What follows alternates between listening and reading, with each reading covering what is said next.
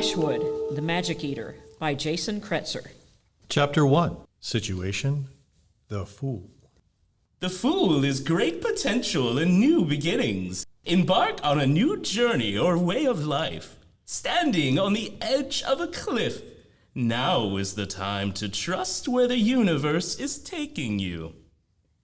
Dominic felt a wave of nausea as he handed the ticket booth attendant 4 $20 bills at the front window of the conference center. In 1999, that was a lot of money to him. But the South Wilds Mystic Festival, held during the solstice in the affluent Druid Hills neighborhood, Was worth every penny. Along with the usual gypsies and crystal peddlers, some of the most powerful warlocks, witches, and seers from all over the world attended. which made the high entrance fee worthwhile. Dominic had exhausted every known avenue in his quest to rid himself of his demonic passenger, Julius. He was hoping the festival might offer new angles to explore. And liberate himself. As a child, Dominic was possessed by a demon named Julius, and through the process of exorcising evil, one tiny shard was left behind. To this day, that shard acts like a second conscience. Julius speaks to him from the inside, attempting to misguide him with every chance. It's Dominic's own bizarre version of, Jiminy Cricket. What a waste of your money. You can't get rid of me. I'm the only interesting part of you. Dominic remained optimistic that he could find someone at the festival to eradicate Julius from him, once and for all. Paying the high admission price was the easy part. The time he had spent tracking down and earning the required recommendation letters for a VIP pass to the festival was the real battle. The ticket attendant, a woman with big black curls and deep purple lipstick, pulled the money through the slot below the window and asked for his last name. Ashwood. It starts with an A. She looked at him with a raised eyebrow. Yeah, that's probably obvious. She flipped through a box of alphabetized folders. The smell of her perfume became stronger and stronger as Dominic leaned closer to the talking holes in the window. The sweet scent of ripe grapefruit and soft jasmine filled the air and clouded his vision. Suddenly, entranced by her beauty, I want to tell her how amazing she smells. But would it make her think her perfume was too strong? Then again, maybe that was the point. There are certain magical spells that can be performed with sin alone, after all. Dominic? the woman asked, pulling him from his thoughts. That's me. She slid an envelope through the narrow slot, her manicured nails matching the intense shade of her lipstick. He couldn't help watch her careful movements as her slender fingers retreated. His breath caught in his throat. Have a good event, Mr. Ashwood. She returned to her work, not sparing another glance. You need a date. Julius was right. It had only been a few short years since Dominic lost his high school sweetheart to an overdose. That loss played havoc with his urge to enter new relationships. Is there something else I can help you with? Embarrassed by lingering too long, he mumbled, I'm all set. Thanks. He proceeded through the double doors toward a security checkpoint. A young security guard with one side of his shirt tail untucked waved a metal detector wand and gave a no-look yell. Next! Any weapons in your bag? Guns, knives, hand grenades? Hand grenades? Seems like an extreme choice to throw in there. But you know, it does sound like a blast. Let's do get a hand grenade for next time. Since Julius spoke from within, Dominic couldn't silence him. Instead, he rolled his eyes at the commentary and handed over his vintage messenger bag for inspection. The guard noticed him rolling his left eye, the one not covered with a patch.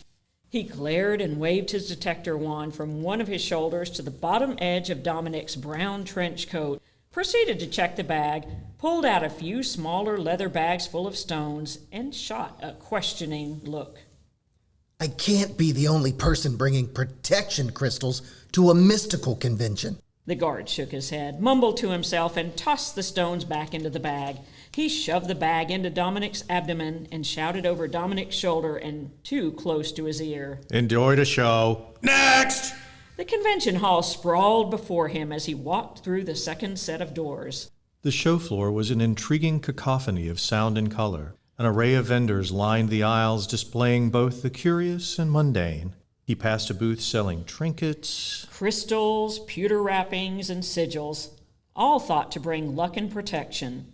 Further down the hall, Dominic saw a line stretching from the palm readers, pranic healers, and fortune tellers, each entreating visitors to hear their stories. After wandering through the crowd for what felt like hours, he realized his search wasn't going to yield any results. As he turned to find lunch, he heard a woman's voice call from behind. Hey, Neo, I got just what you're looking for.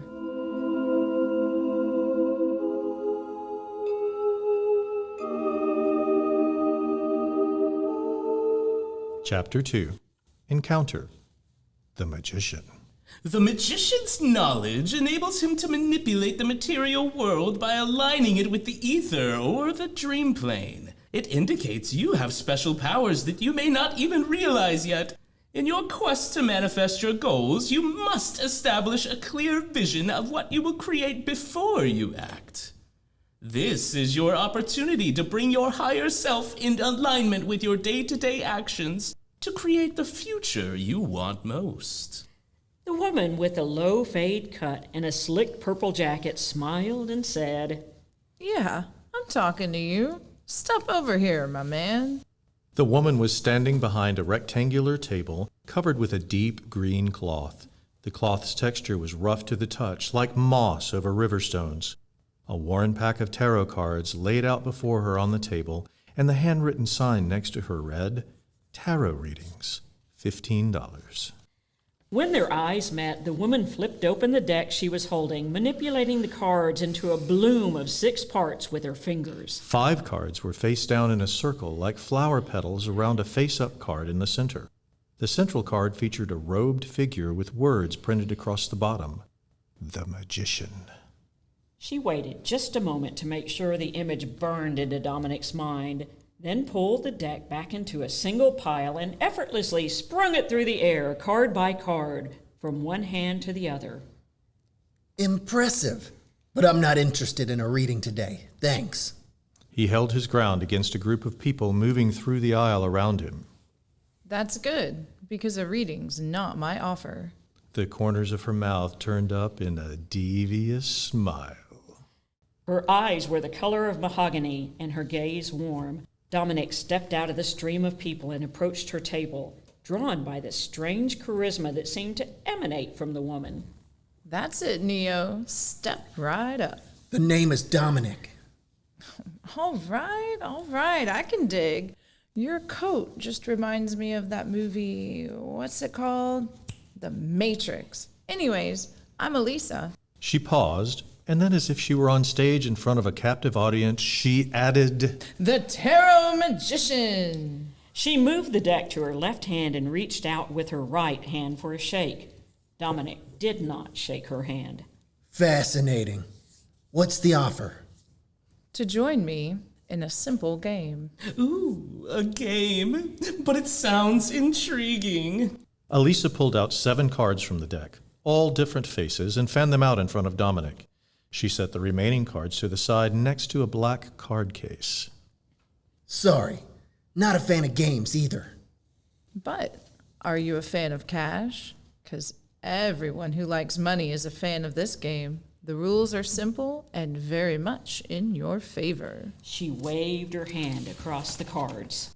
You just draw any one of these cards and win a cool 100. You follow? Elisa picked up the 7 cards, flipped them face down in her hand, and retrieved the black card case. Then she slid out an additional card from the case, showing Dominic its face. The Horned Devil. The art on this card features a demon with burning red eyes, his face gaunt and pale, twisted with rage.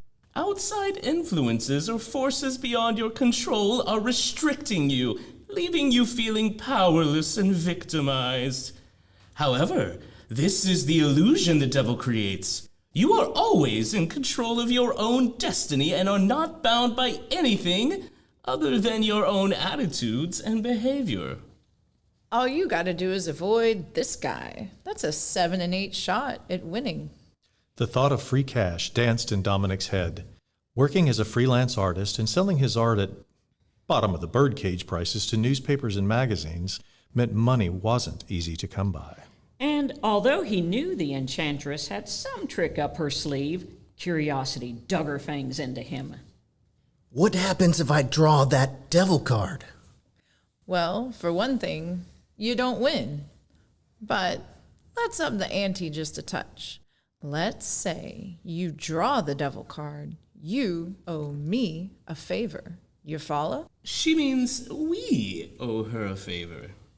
A favor? Nah, that's too vague for me. You're right, Neo. Let's make it specific. If you lose, you watch my table long enough for me to grab one of those big, salted pretzels from the vendor out front. Lord and Lady know I am famished.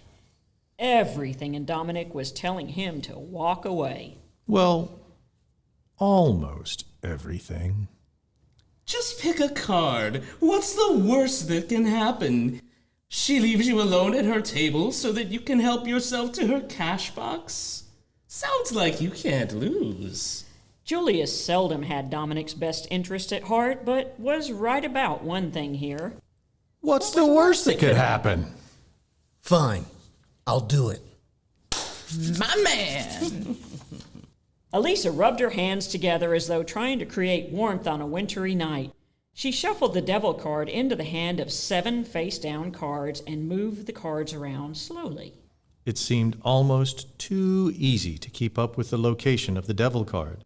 Then she fanned the cards out and motioned toward Dominic. All right, Mr. Trenchcoat. Do me the pleasure of picking your card. Dominic placed his finger on the card furthest away from the devil he had tracked. This one. Dominic started thinking about what he was going to buy for lunch with his cash, and then she flipped the card over. Fate's sake, it was the cursed devil card. Elisa feigned grief as she scooped up the cards and deposited them back into the black card case. That's some tough luck, Neo. Careful chasing those white rabbits. Dominic closed his good eye, then carefully lifted his patch.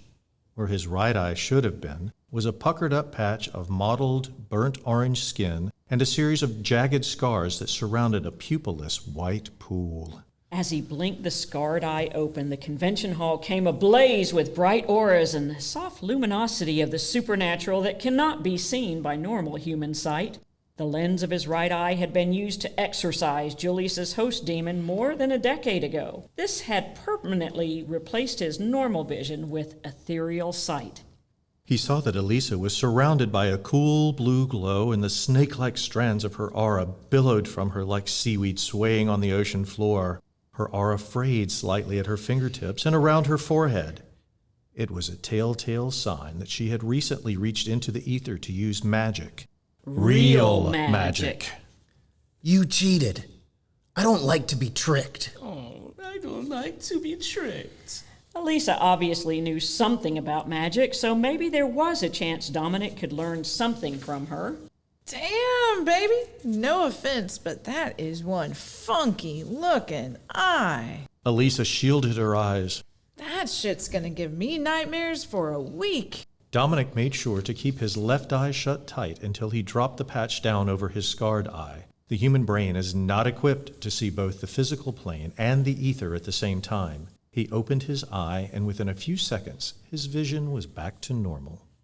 Wait a minute. Does that funky-ass eye see magic? Not exactly. It's ethereal vision, and I can see you've accessed the ether. I'm guessing you created an illusion to hide the fact that all the cards are devils. First of all, no. There were no allusions to that trick. Just good old sleight of hand. Second, hot damn, my man, you are touched. Elisa picked up the card case, cleared the center of the table, and smiled. You know, a deal's a deal, but I have a new thought. Before Dominic could object, Elisa spun around, dug through a large black backpack, and produced a brand new, sealed package of tarot cards. She placed them on the table. Open those up, shuffle them up, and without looking, deal 6 cards face down. Elisa pulled her finger across the table to show where she intended for Dominic to place them. I already said I'm not interested in a reading. This ain't a traditional reading. Humor me, and I'll let you off the hook for watching my table. Dominic huffed, snatched the deck up, and popped off the plastic wrapping. After fumbling the cards out of the box and shuffling them haphazardly, he offered the cards to Elisa. Do you need to cut these or anything? Elisa backed away, making sure not to touch the cards. No, sir, you're all good. Now, as you deal us 6 cards, try not to think about anything. I find it helpful to stare at the designs on the back of the card. It gives you something to focus on and keeps your mind clear. Fine. Dominic looked at the design on the back of the card as Elisa suggested and noted an ornate, intricate vine that coiled over itself, growing out from the center into 4 directions. A hidden crow leered from behind the thorny vine toward the top of the card, while another crow held a white pearl in its beak toward the bottom of the card. There was an eye in the center of the growth that almost seemed to move, hypnotizing him for a moment. He looked up, blinked, and returned his focus to the cards. With his mind as clear as it could be, he slowly dealt out 6 cards in a line. There we go. Elisa pointed at each card, making sure not to physically touch them as she passed over, and named them. This card is the current situation. The second, an encounter. Third, an event.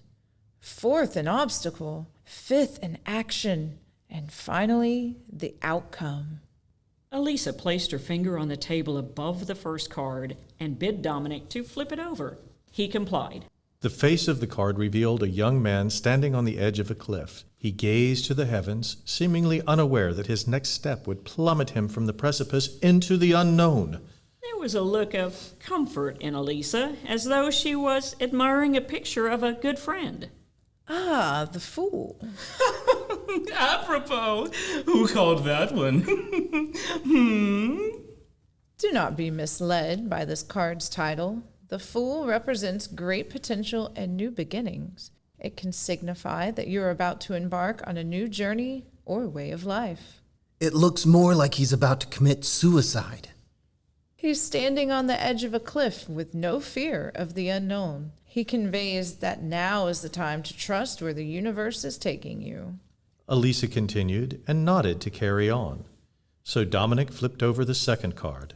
The encounter, as she had referred to it, was the Magician. As she talked about the Magician card, Dominic got the feeling that the card represented him. They continued. Card 3. The event. The tower is there to create chaos. The art on the card illustrates 2 figures leaping from a tall column lit by fire by a jagged bolt of lightning. Dominic thought, maybe the chaos of the tower card represented Julius? Aha! Sudden upheaval amid unexpected change. A bomb going off in your life. You don't know how you will survive. Somehow you do.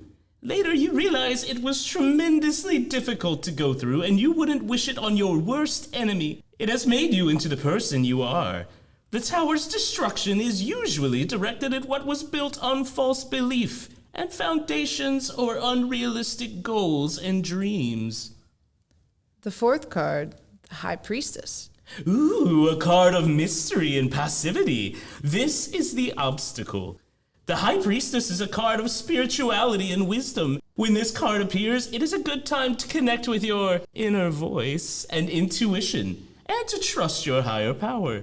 It is another great card to appear for those interested in psychic development. Intuition, mystery, and sensuality are combined with common sense. Trust your instincts and go with your gut feeling. Pay attention to your dreams and the signs and symbols the universe is sending.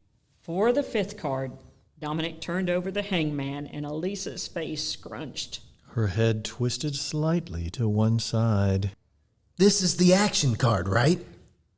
Hopefully this is more cheerful than it looks, like the Fool was. Not even a little bit. This card calls for a willing sacrifice. So, not cheerful then? The hangman understands that his position of sacrifice is required to progress a greater cause. Dominic reached for the 6th face-down card, ready to get the reading finished and move on with his day. The last card is the one Elisa had dubbed the outcome card. Elisa pulled her hands, palms up, facing Dominic. Wait, don't flip that card. In fact, just put it in your pocket without showing it to me. Elisa's demeanor shifted. Dominic could hear something new in her voice. Concern, maybe? What? Why? Dominic was confused by the new vibes Elisa was putting out. She looked nervously around the room. The hairs on the back of Dominic's neck stood tall. He felt a shift in the room's energy. Because there's no time. The tower is upon us.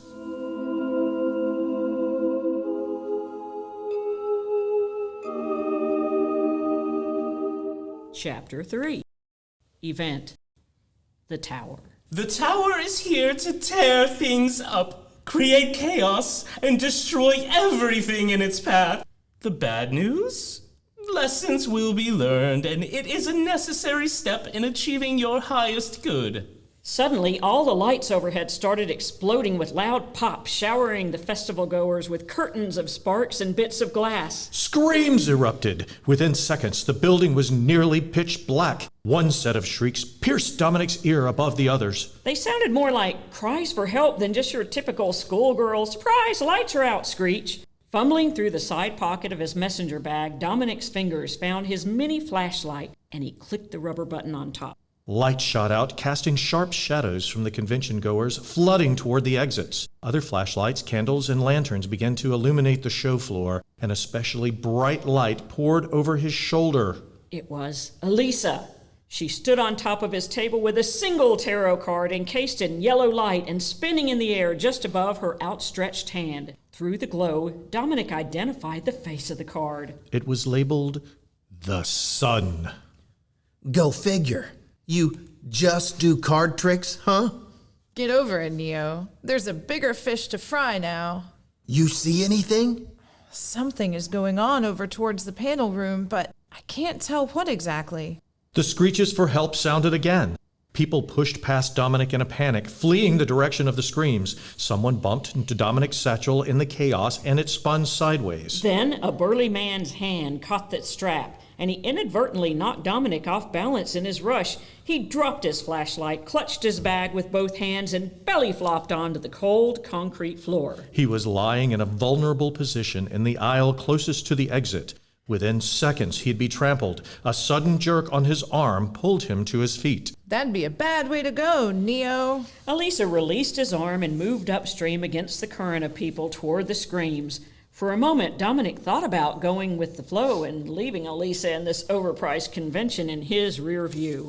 Then the screams rang out again, and he was compelled to move toward them. He swam through the people, doing his best to keep Elisa's magical light in sight. As the crowd thinned, he stopped suddenly, and he peered over her shoulder. A barely visible creature made of dim luminous strands hovered above the Mother Earth Crystal's vendor booth. Assuming the creature was ethereal, Dominic quickly switched his eye patch over to his left eye and activated his Demon Sight! Through very brilliant colors and semi-transparent lines, he was able to make out more details of the beast. The spheroid creature was at least 7 feet in diameter. It had a twisted representation of a human face with dark circular eyes and a mouth frozen open in an antagonizing wail that called to mind Edvard Munch's iconic scream. The face did not seem functional, though, and most likely existed to draw attention away from the nearly featureless true head of the ghost located in the center of its glowing mass. 2 slits the size of his hands partially revealed icy blue orbs on the spirit's real face. Skinny, ethereal tentacles extended in all directions beneath it, and it had attached itself to half a dozen people trying to escape. Most were screaming, but a couple lay motionless beneath the abomination. Bright white particles of light moved from the entangled people toward the monster's mass along the wiry tentacles. I don't believe it. A wraith? How is that possible? What's it doing? Is it sucking the life force from those people? Dominic moved up beside her, reached into his bag, and produced a handful of banded golden brown stones. Ah, that's magic. The wraith is eating their magic? Their magic? Yeah, that creature is from the ether, and it feeds on magic. Not really a big deal on its home plane where its food source is plentiful, but here it would have to devour every living being within 100-mile radius to satisfy its appetite. Dominic wanted to ask how she knew that, but instead opted to prepare for whatever was to come next. He dug out a few stones from his bag and tried to hand Elisa one of the stones. Here, take this. Elisa broke her stare at the creature long enough to examine the rock. What is this, some kind of weird pill? It's a tiger's eye. It will help protect you from negative energy. Elisa didn't take the stone. Instead, trained her focus back to the hideous creature ahead of them. She transferred the spinning card of light to her left hand and produced another card from her jacket pocket. Dominic couldn't make out the face on the card. We don't need passive natural magics. What we need is to knock that thing back to hell. Elisa held the new card in the air and chanted, Alpon ka pe mi! Dominic recognized the word pattern from his study of ancient Enochian, the supposed language of angels. The card pulsed with an amber glow as Elisa recited the phrase, Alpon ka pe mi! and then she brought the two cards together, causing them to explode in vibrant magical fire. By working her hands around the fire, like a baker shaping dough, she gathered the fire into a ball, pulled it back with one hand, and prepared to hurl it at the creature. The fireball dancing around the outline of Elisa's figure. She looked like the classical bronze sculpture of Myron's discus thrower, the Discobolus. In that moment, the screams faded into the background and the edges of the fireball snapped and popped like a war flag, whipping in the wind just before a battle rages. Elisa uncoiled and slung the fireball. The magical fireball arced high in the air, striking the creature just below its decoy head. Many of the web-like tendrils released their hold on the people below, and they were sucked back inside the monstrosity. Azure flames replaced the bright orange colors of the fire before they dissipated completely. Dozens of nearly transparent tentacles started to reach out of the creature again. Only this time, it turned its attention to Dominic and Elisa.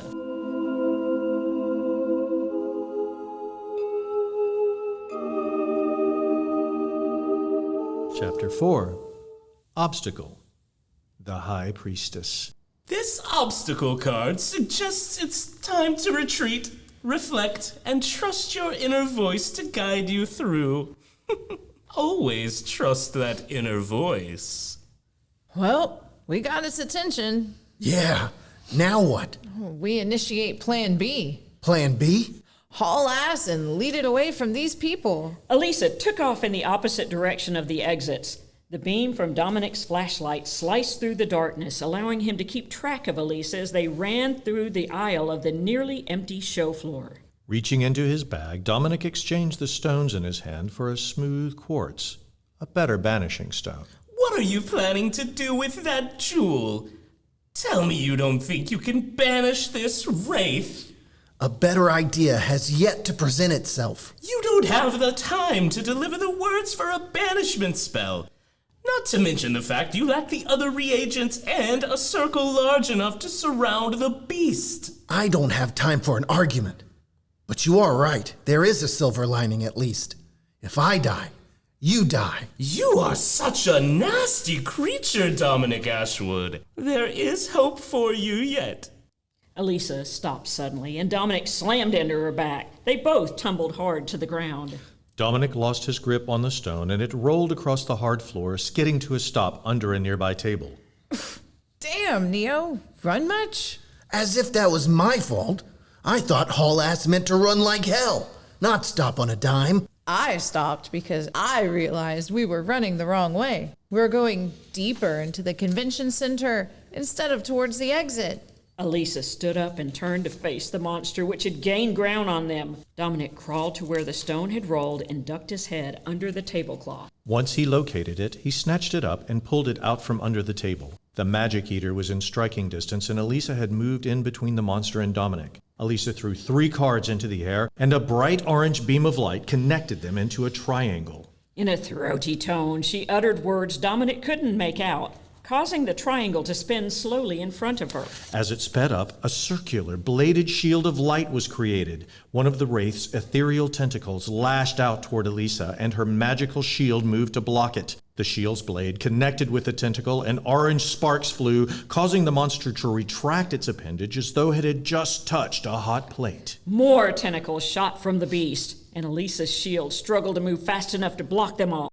One snuck through, though, and latched onto Elisa's thigh. She let out a roar of pain and moved her hand in a downward motion. The shield's blade reacted. It sliced through the attached tentacle like a chainsaw through butter, then exploded into sparks when it hit the concrete floor. The spinning cards fell to the ground with a hint of smoke trailing up from them. This time, the creature seemed to be hurt, and it backed away from them. The part of the tentacle that had latched onto Elisa loosened its grip and fell to the ground with a grotesque plop. Part of Dominic had been holding out hope that this creature was some sort of phantasm since it was translucent. But the slimy severed appendage that looked like part of a beach jellyfish proved the creature was very much part of the physical world. Elisa, you all right? Elisa's face contorted in a grimace of pain. I'll survive.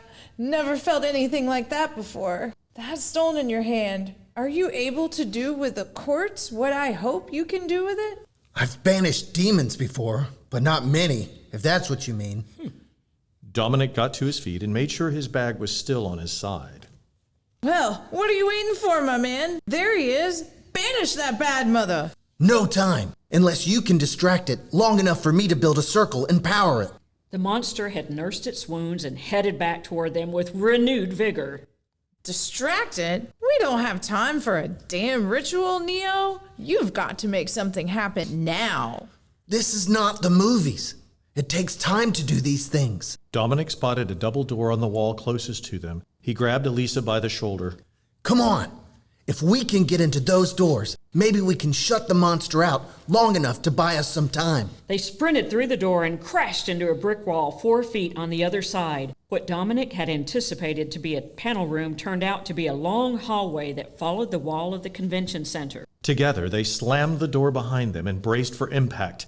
The monster barreled into the door, knocking them back, but they maintained their foothold enough to keep the door from swinging completely open. It took everything they had to keep the door shut, so there was no way to set up a ritual. Elisa came to the same conclusion. Look, Neo, you're not going to be able to do this with your old-fashioned way. You must power the stone with magic. Magic? You can't be serious. His shoulder was firmly planted in the door, and his right foot was braced against the wall behind them. I can't use magic. And even if I could, you said that thing eats magic. Everybody uses magic on some level, whether they're aware of it or not. Yes, that monster eats magic, but what I'm saying is to use the magic to power that stone of yours and fling it at the beast to send it back home. You follow? Sweat beads dripped down Elisa's tired face. The two of them pressed against the door together. Dominic looked down at the stone in his hand, then back to Elisa. Easier said than done. What? Do I just think about it real hard? The beast slammed into the door again, causing the sweat to fling off their foreheads. The monster realized that it was stronger than them, so it slowly pushed the door open despite their best efforts. A look of panic washed over Elisa's face. Hell, I don't know. Didn't you say your freaky eye could see into the ether? Maybe it would help if you could see how your thoughts are affecting the aura around the stone. There was no time like the present to test Elisa's theory. They both let go of the door and sped a few paces down the hall. While Elisa kept running, Dominic slid to his knees and spun to face the creature as it squeezed its way into the hall. The tight quarters hindered its movements enough to buy him precious seconds. Elisa came to a stop some 10 or so paces behind him. Knowing the consequences that seeing the world through both of his eyes could mean insanity, Dominic closed his left one tightly before pulling up the eye patch and looking down at the stone with his right eye's ethereal sight. The rock held only the slightest cool green glow. It was overpowered in his hand by the bright blue glowing strands of his own aura. He chose the final line from his banishing spell and began to chant it to help channel willpower. So mote it be. So mote it be. So mote it be. Dominic focused every thought on the stone and what he needed it to do. And to his surprise, the glow around the stone amplified.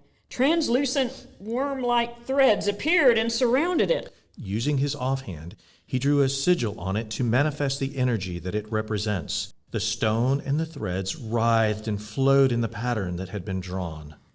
I think it's working. No shit.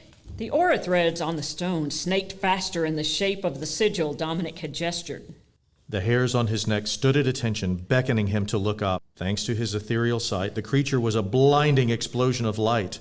Though he couldn't look straight at it, his peripheral vision made him aware that it was close enough to touch him with a tentacle. He drew back and threw the stone at the monster. Without being able to look at the creature, the throw was by no means perfect, but since the beast took up the entire hall, it would have been difficult to miss the mark. He pulled down the eye patch and opened his normal eye in time to see what he had hoped would be a successful banishing. Instead, he saw the stone bounce off a tentacle and strike the beast in the center of mass. Multiple tentacles moved to catch the stone. Then the beast siphoned the magic from the stone through its throbbing tentacles and into its hulking mass. With a whip from one of the wraith's tentacles, it smashed the stone to dust against the brick hallway wall and shivered with its newly absorbed power. Dominic shot a glance over his shoulder to Elisa, who was already in a sprinter stance. Back to plan B? You damn right.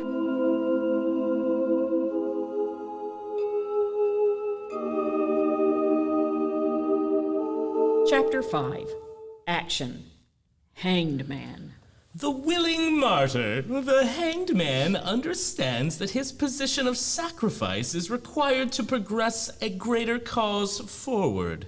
Elisa and Dominic bulleted down the hall, taking a sharp left turn before being forced into a short hall with double doors that were chained shut. In front of the door stood a group of teenagers who had also mistakenly tried to find sanctuary through this locked hall. The teens screamed as Dominic and Elisa rounded the corner. 7 curses. They had to overcome the reinforced chain in a matter of seconds or face the magic-eating monster. Dominic faced to Elisa. Is there a plan C? Excuse me, but can you help us? A teenage girl was standing in front of the other 2 kids. There was a boy in a Superman t-shirt cowering behind her, tears streaming down his face. Superman? That kid is wearing someone else's shirt, huh? Dominic ignored Julius and contemplated something positive to say. Elisa went into full mom mode. She held her hands up as though she were soothing an angry dog. It's gonna be all right, guys. We're here to help, but you've got to stay calm. You follow? The teen seemed to relax slightly at her words, and the girl nodded. Then a slimy tentacle slapped the wall like a wet towel and pulled doom into view. The creature squeezed into the doorway, its tentacles squirting around like leaks in a ship's hull. The monster's mass throbbed with the same feeling one gets right before tearing into a juicy patty melt? Yeah. The teens screamed again. This time there was a hint of grim inevitability in their pitch. Elisa's eyes opened so wide that the whites of her eyes could be seen all the way around her iris. She exhibited an insane kind of look that people have right before they do something stupid. She stepped forward, placing herself between the monster, the kids, and Dominic. Then, as if pulling them from thin air, she fanned out tarot cards in both of her hands. She spat out more Enochian words that sounded like threats, and the cards ignited with orange-hued power. Her left hand let go of all of the cards save for one, yet the cards didn't fall to the ground. Instead, they connected as if they were magnetically charged on each end. They created a straight line that flashed in a brilliant light and melded into a 2-foot magical blade emanating an orange glow. The cards in her other hand were still ablaze with magical fire.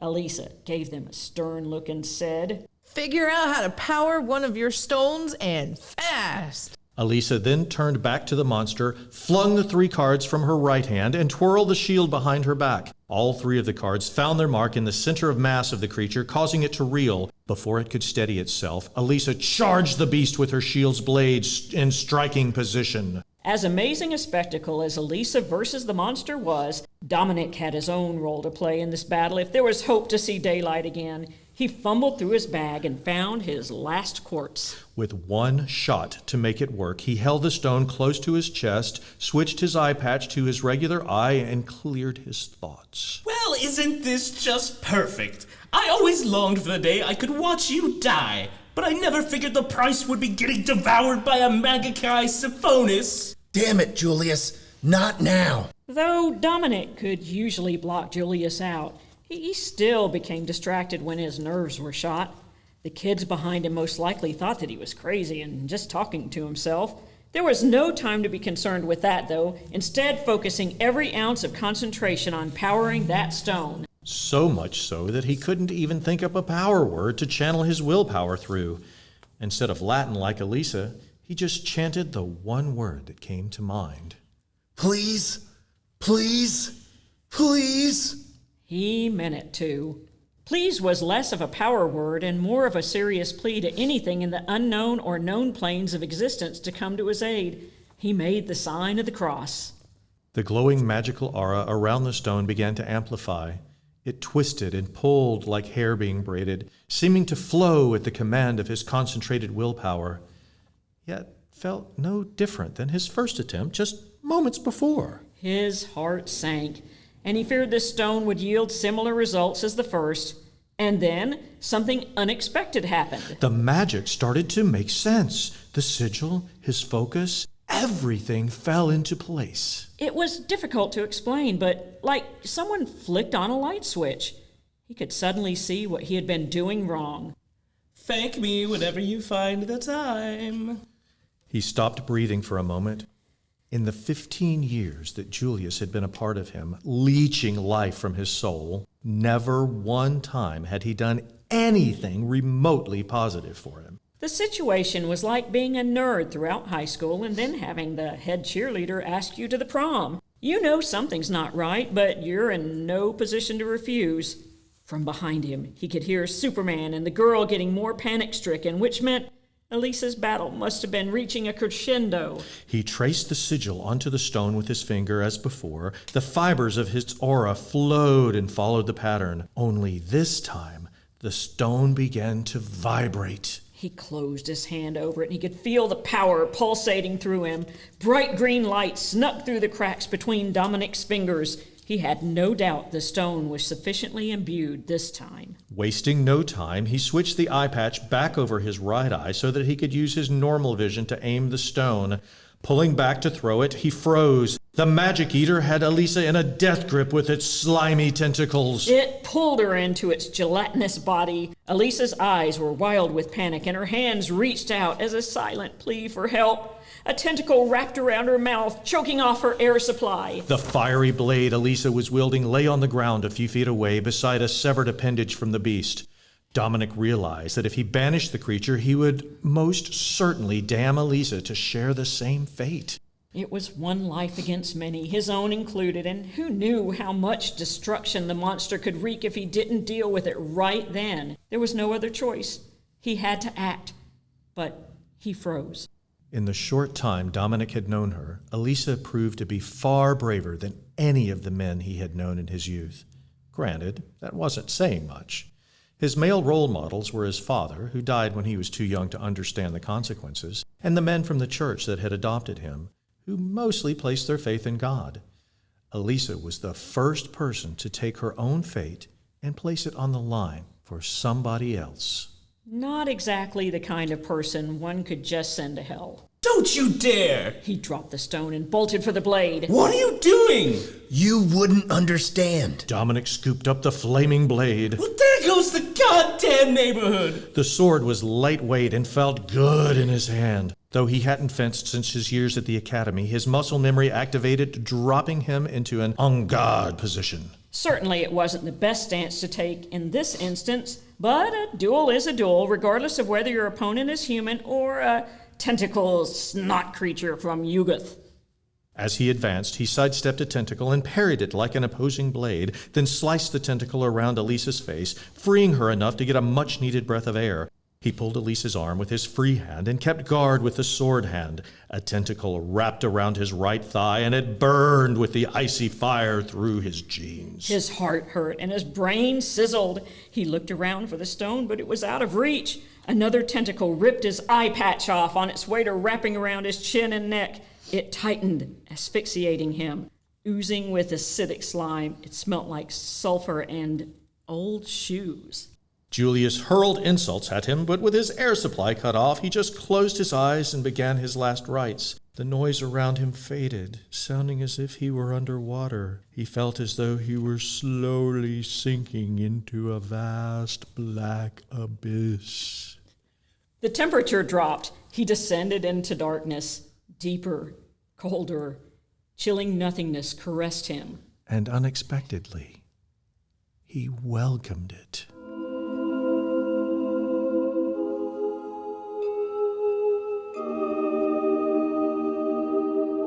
Chapter 6.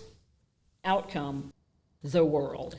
The world card represents the end of the fool's journey and fulfillment. Finally! A splash! Even through closed eyelids, Dominic could see an explosion of bright green light. Cool droplets of thick water speckled his face as he crashed to the hard floor of the convention center. An ethereal white light filled him within. Making sure to only open his left eye, he scanned the scene. The creature was gone, but the sting of its tentacles remained. Elisa lay unconscious on the floor a few feet away. Behind Dominic stood the young girl who had been making Superman feel secure. Her fists were clenched. She was breathing heavily and staring past him with wide eyes. The stone. You threw it? He already knew the answer, but he noticed that she clutched a delicate gold necklace from which a gold cross dangled as she comforted Superman. Silently, seemingly paralyzed, she gave a nod. He held his breath and followed her eyes to Elisa. After a long moment, a small sputter of life came from Elisa's lips. Dominic rushed to her. You okay? Elisa's arm had been severed off, clean above the elbow. The banishment had taken her arm, instantly cauterizing it. There were severe burns on her cheek and neck. Her eyes were distant and tired, and she asked softly, Where am I? Magic is not easy to separate from those who practice it. It's a part of who they are. It was natural to assume that the creature was eating her magic. It devoured some of Elisa's memory as well. You're at a mystic convention. We were attacked. Attacked? Yeah. Big slimy monster. Ate magic. Killed people. Elisa tried to sit up, but couldn't maintain her balance due to the missing limb. She looked at the nub where her arm used to be. Her eyes rolled up, and she passed out. Sirens blared outside as the police and fire trucks began arriving. Dominic looked at the teens. They were a little worse for wear, but had sustained no significant injuries. Can you stay with her for a minute? Superman trembled and looked the dark-haired girl in the eyes. She turned and nodded to Dominic, still clutching the necklace with the cross. Dominic hustled back to Elisa's table and grabbed her cash box and briefcase. He didn't bother with the rest of her setup, figuring it was all replaceable. The room was surreal, the air electric. The hairs on his arm were standing, pulling him toward the Magic Eater's original point of entry into our world. Emergency lights were activated and side doors were open that allowed slices of daylight to pour into the room, chopping it up like panel borders on a comic page. Wide-eyed, uniform emergency crews scurried about like mice after a cat sighting. Sobbing people gathered around the lifeless bodies of the Wraith's victims. Dominic weaved his way through what was left of the shell-shocked crowd and found his way back to Elisa and the teens. Paramedics were just arriving and asked the teens to stand back. One of the paramedics asked Elisa for her name. Stepping forward, Dominic told them Elisa's first name and offered up her briefcase to a paramedic. They quickly gathered Elisa onto a stretcher and wheeled her out. As Dominic followed, they moved through the convention hall. Law enforcement pulled folks aside to question them. None of them seemed to pay him any mind as he stayed close to the paramedics in the stretcher. They arrived at one of the many ambulances outside. The paramedics pulled Elisa into the ambulance and sped off. Years ago, Dominic was in the middle of a small-town police investigation due to supernatural elements. and wasn't looking forward to getting involved in yet another one. He hot-footed it to his truck and left the convention center in his rearview mirror. Standing in the stark white hallway of the hospital, he turned the last tarot card in his hand. It was labeled The World and had a dancing figure of a woman in its center. She had one leg crossed over the other and held a wand in each hand. A green wreath of flowers surrounding her, while images representing 4 signs of the zodiac were in the 4 corners of the card. The world. Completion, integration, accomplishment. The secret which is within it. The rapture of the universe when it understands its essence. A story of the past referring to the day when all was declared to be good. When the morning stars sang together and shouted for joy. What fools these mortals be! Nearly a week had passed since Elisa had told Dominic to put the world card into his jacket pocket before going into battle with an otherworldly monster like a hero from a fantasy novel. So many questions bounced around his head. How did that wraith get brought into our realm? Did someone summon it on purpose for some malicious reason? Was Elisa expecting that event to happen? Fate's sake, he realized that he didn't even know Elisa's last name. A nurse began talking to him, pulling Dominic from his thoughts. Darling, we're finished changing her wrappings so you can go in and see her now. The name Grady, Elisa was scribed on the marker board to the right of the door. One mystery solved. He pushed the door open slightly and walked into the room and cleared his throat. Knock, knock. That you, Neo? Elisa sputtered, squinting. At least she remembered him. It's still Dominic. But yeah, it's me. Dominic walked into the room so Elisa could see him. Her arm was wrapped in gauze, and she had an oxygen tube in her nose. A crooked smile zippered across her face at the sight of Dominic. Thought so. You're the only person I know that'd wear a trench coat in the summertime. I was about to think you weren't coming. I'm surprised I'm here, to be honest. I just wanted to check on you. Glad you came. Then she caught Dominic looking at her injuries, mainly her missing forearm. She held up what was left of her bandaged left arm. Looks like my days of doing magic are done, right? I'm sure you'll figure it out. You're a hell of a magician. You do kind of suck at tarot readings. He tossed the world card down on the food tray, and it spun to a stop, facing her. The world. Could have guessed. This one represents the end of the fool's journey and fulfillment, though I'm not sure I'm feeling very fulfilled at this moment. Yeah, and that's on you. You said, according to that hangman card, I was the one. I was supposed to be the martyr, not you. For being able to see 2 different planes of existence with that eye of yours, you're missing the obvious. That reading was never meant for you. For weeks, I've been feeling something big coming. You showed up at the right time, and since you were touched, I decided to try and give myself a little hint of what exactly was to come. So that's why you had me shuffle and deal out the cards. Precisely. Then an expression of pain shot across Elisa's face, and she shifted slightly. After a moment stilling herself, she shook her head and then continued. Your natural tie to the ether allowed for a stronger reading, and by me not touching the cards, I was able to get an unbiased glimpse. Sometimes the magic of one's soul will alter a reading to protect itself. You follow? I think so. Sounds like you're saying you tried to sacrifice yourself because a card that I randomly drew from the deck told you to. No. I attempted to sacrifice myself for a greater cause. Sacrifice is what the hangman is all about. A greater cause? Don't sell yourself short, Nia. Oh, Dominic, you have a big future. When you look at that reading from my point of view, you are the magician. Magic doesn't require much, just for you to believe in yourself. Not as easy as it sounds, of course. Just gotta keep working on your magic and tuning out that demon inside. Tune me out? This fortune teller's blowing smoke. We both know that you're useless. Julius chimed in just to remind Dominic that he was there in a front row seat to his life. As a side note, it was nice for Dominic to know that Elisa did, in fact, know his real name. Elisa pointed to a slim wooden cabinet door. Hand me my briefcase out of there. Dominic complied, and Elisa flipped open the lid, shielding the contents inside from view. She produced a small black box that was covered with dark leather, and she pushed it to Dominic. I want you to have this. What is it? Dominic took the box from her. An imbued tarot deck. Each card has a different use. Just focus your will and read the words on the card to unleash their magic. Dominic didn't end up asking her any of the questions that were burning in his mind. Instead, he looked at Elisa and could only imagine how dramatically different her life would be due to her decision to be a hero. A pang hit his stomach.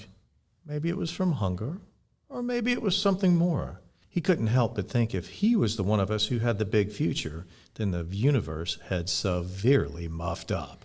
He thanked her for the tarot deck, and after they chatted a few minutes longer, then said their goodbyes.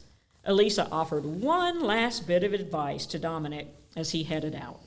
As far as your style goes, you should really lose the trench coat. You want people to take you seriously. Maybe find yourself a nice sports coat or something.